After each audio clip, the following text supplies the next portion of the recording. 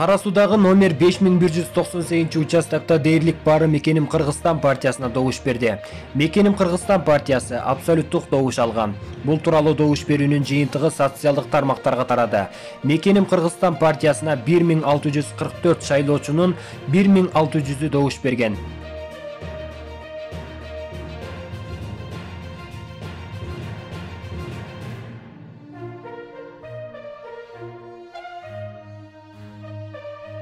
Бул маалыматтар интернет булактарынан алынды. Сиз биздин каналда алгач ирет болуп жатсаңыз, анда каналга катталыңыз.